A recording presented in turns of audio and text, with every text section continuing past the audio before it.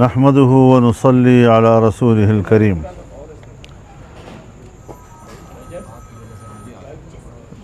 پشتون تحفظ مومنٹ اور اس کی قیادت نے جو پشتون جرگہ بلایا اور پھر اس پر جو تشدد کیا گیا اور ان کے کارکنوں کو شہید کیا گیا، کچھ زخمی ہیں، ہم اس پرتشدد کارروائی کے پرزور الفاظ میں مذمت کرتے ہیں۔ جب وہ مسلح بھی نہیں ہے، جب وہ ایک پرامن جلسہ کرنا چاہتے تھے تو ملکی آئین کے تحت بھی کوئی ایسی رکاوٹ نہیں تھی، اور ہمیں تو ابھی تک سمجھ میں نہیں آ رہا کہ اس تحریک کو غیر قانونی کیوں قرار دیا گیا، کالعدم کیوں قرار دیا گیا، نہ اس بارے میں اب تک حکومت اپنی پوزیشن واضح کر سکی ہے، سوائے کچھ بیان بازیوں کے اس سے زیادہ آگے نہیں جا سکی ہے۔ یہ چیزیں غیر جمہوری عمل ہے ملک کے اندر، اور کسی طرح بھی اس طرح کے اجتماعات پر تشدد کرنا اور گولیاں چلانا، تو ہم نہ اس کی حمایت تو دور کی بات، ہم اس کے پرزور الفاظ میں مذمت کرتے ہیں، اور جو لوگ شہید ہوئے ہیں ان کے ورثاء کے ساتھ اپنی ہمدردی کا اظہار کرتے ہیں، جو زخمی ہیں ہم ان سے بھی ہمدردی کا اظہار کرتے ہیں اور ان کی جلد صحت یابی کی ہم دعا کرتے ہیں۔ جمعیت علماء اسلام اس جرگے کے حوالے سے اس بات کو واضح کرنا چاہتی ہے کہ صوبہ خیبر پختونخوا کے لوگ ہوں یا ملک میں جو بھی پشتون برادری سے تعلق رکھتے ہوں، اور ان کا تعلق اگر جمعیت علماء اسلام کے ساتھ ہیں تو ان کو اس میں شرکت کی پوری اجازت ہے، کوئی کسی قسم کی پابندی نہیں ہوگی، لوگ اس میں شریک ہونا چاہتے ہیں۔ اور جمعیت علماء اسلام اپنے کچھ سینئرز پر مشتمل وفد وہ بھیجے گی نمائندگی کے لیے، تاکہ اس میں شرکت ہو سکے اور ان کے ساتھ یکجہتی کا اظہار کیا جا سکے۔ مسئلہ دو ہیں، ایک کہ بد امنی ہے ہمارے صوبے میں خاص طور پہ اور ملک میں عام طور پر، بلکہ دو صوبے تو اس کے لپیٹ میں ہیں، اور دوسرا یہ کہ ہمارے جو حقوق ہیں، ہمارے جو وسائل پر اپنا حق ہے، ہمیں اپنے وسائل پر اپنا حق دیا جائے، اس کے لیے جمعیت علماء اسلام پہلے سے بھی آواز بلند کرتی رہی ہے، اور ہماری آواز میں کوئی بھی آواز شریک ہوگی تو ہم ان کو خیر مقدم کہیں گے، اور اپنی طرف سے بھی ہم ایک تحریک اٹھانے کے لیے مشاورت کر رہے ہیں، تاکہ ہم بھرپور طور پر محروم لوگوں کے حقوق کے لیے اور صوبوں کے عوام کے حقوق کے لیے پورے ملک بھر میں تحریک کا آغاز کریں اور اس پر ہم آگے بڑھیں۔ لیکن چونکہ جمعیت علماء اسلام کی تنظیم سازی اب نہیں ہوئی ہے، تو اس کی جب ہم مجلس عاملہ اور مجلس شورا مکمل ہو جائے گی تو ان کی مشاورت سے ہم یہ چاہیں گے، اور یہ میری تجویز ہوگی کہ ہم پورے ملک میں اس کے لیے تحریک کا آغاز کریں اور عوام کو براہ راست اپنی اس جدوجہد میں شریک کریں۔ ہم یہ بھی مطالبہ کرتے ہیں کہ جو لوگ شہید ہوئے ہیں حکومت فوری طور پر اس کی دیت ادا کرے، اور جو زخمی ہیں ان زخمیوں کا سرکاری طور پر علاج ہونا چاہیے، اور حکومت اپنی طرف سے ان کی مدد کرے، اخراجات وہ برداشت کرے۔ اس سلسلے میں ہم نے صوبہ خیبر پختونخوا کی جمعیت علماء اسلام کے جو سیکریٹری جنرل ہیں مولانا عطاء الحق درویش صاحب، ان کی قیادت میں جمعیت کے زعماء کا ایک وفد خیر سگالی کے طور پر ان کے اور یکجہتی کے لیے ان کے جرگے میں شریک ہوگا۔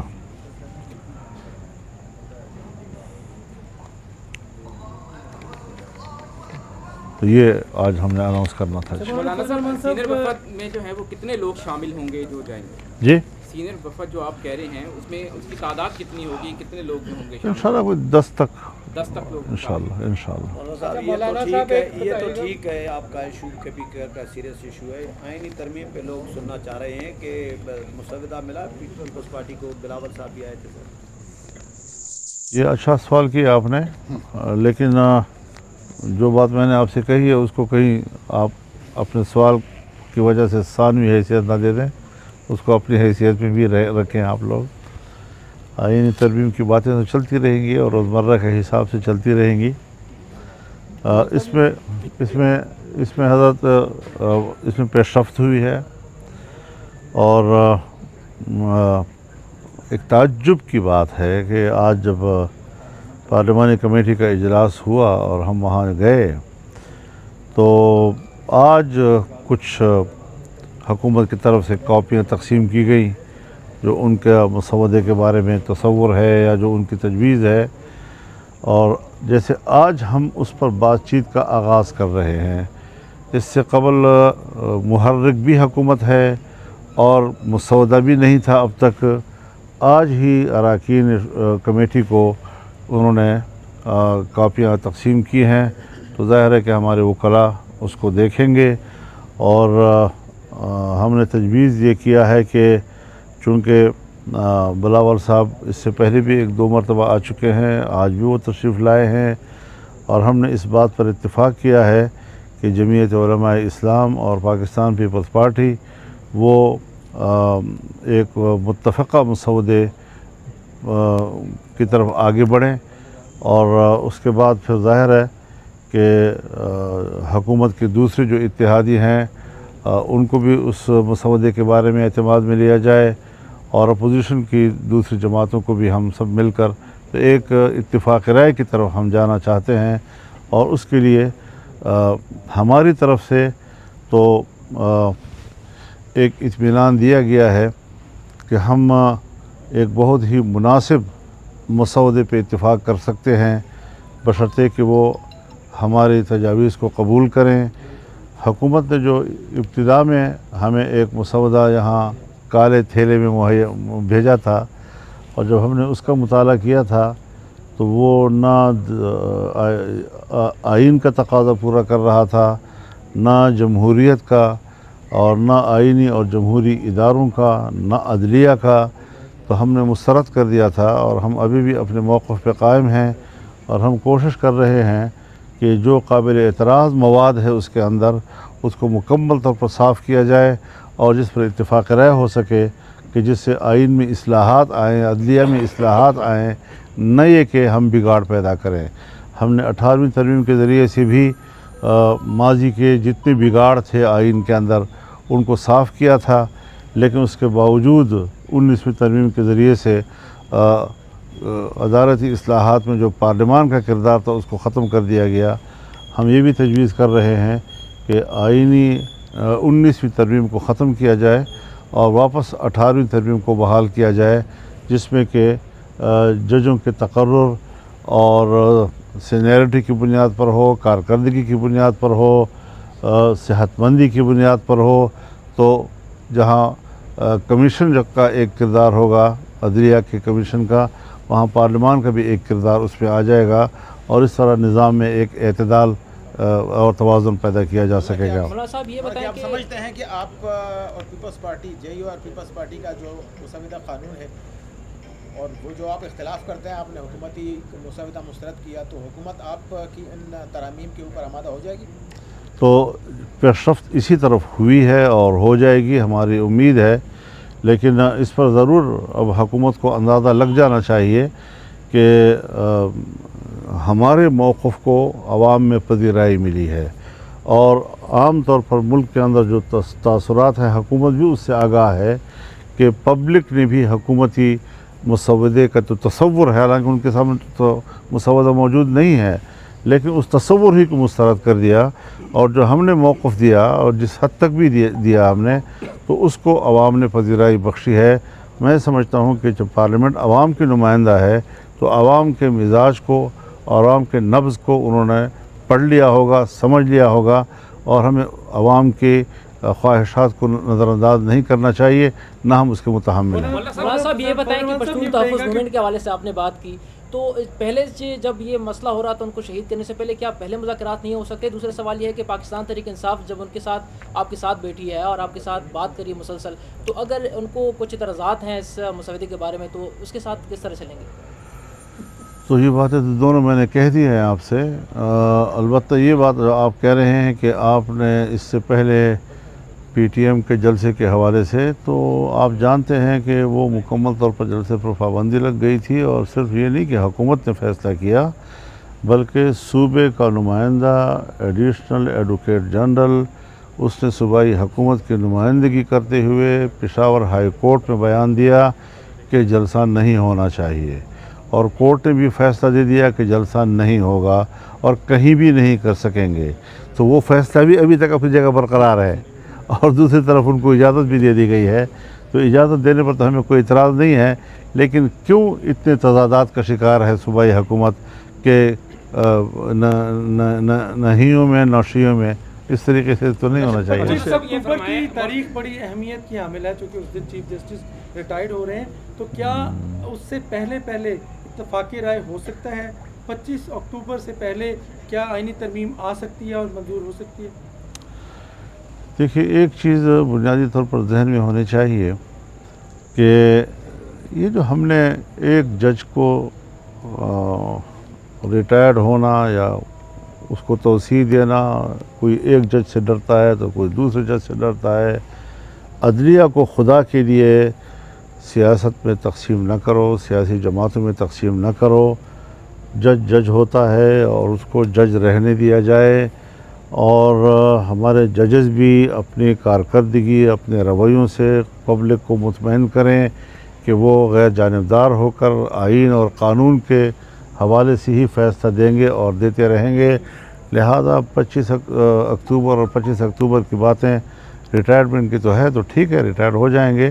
لیکن یہ ہے کہ نظام تو چلنا چاہیے اور نظام میں توازن پیدا کرنا ہے۔ ہم نے بھی عدلیہ کا اعتماد بحال کرنا ہے، اور عدلیہ نے بھی قوم کا اعتماد بحال کرنا ہے۔ مولانا آپ نے آج کہا کہ پہلی مرتبہ حکومت نے کچھ کاپیاں تقسیم کی، کیا وہ حکومت کی طرف سے وہ ایک کمپلیٹ مسودہ تھا جیسے پاکستان پیپلز پارٹی نے پیش کیا، ایک، اور دوسرا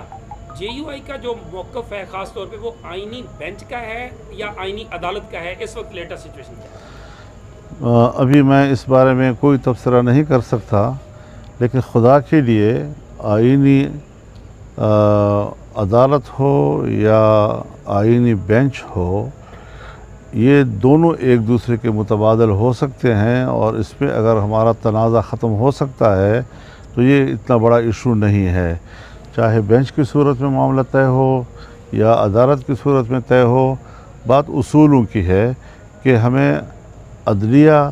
سے وہ کام لینا ہے کہ جو ہمارے آئینی معاملات ہیں، سیاسی معاملات ہیں، ان کو ایک طرف کیا جائے تاکہ عدالتیں فارغ ہوں اور وہ لوگوں کے جو کیسز وہاں پر پینڈنگ پڑے ہیں ان کو فارغ کر سکیں، ان کو فیصلے دے سکیں۔ جی وقار اور مسودے کے بارے میں بتائیے گا مولانا، ایک تو یہ ہے کہ جو پیپلز پارٹی نے مسودہ آپ کو دیا ہے، آپ کیا سمجھتے ہیں کہ اس میں کتنا وہ سکم باقی ہے، کیا آپ اس کے ساتھ وہ کتنا اتفاق وہ کر سکتے ہیں؟ دوسرا، کیا پاکستان تحریک انصاف بھی آپ کو اپنا ڈرافٹ دے گی، اس کے بعد آپ وہ تینوں مشترکہ کر کے حکومت کو دیں گے؟ کوشش یہی ہے کہ پہلے پیپلز پارٹی اور ہم اتفاق رائے کریں،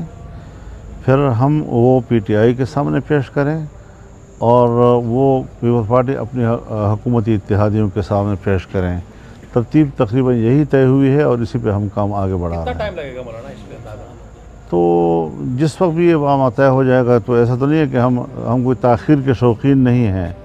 لیکن اگر ہم نے 18ویں ترمیم میں 9 مہینے لگائے تھے تو کم از کم اس کے لیے 9 دن تو دیے جائیں نا۔ 2 دن یعنی 25 تک پھر 25 آ گئی۔ مولانا صاحب، کچھ خبریں ایسی بھی ہیں کہ آپ کی قانونی ٹیم نے بھی کوئی مسودہ تیار کیا ہوا ہے، کیا کہیں گے؟ تو اس میں کیا آپ کو کیا ہم اتنا بڑا کام کر رہے ہوں گے، ہمارے پاس کوئی چیز نہیں ہوگی،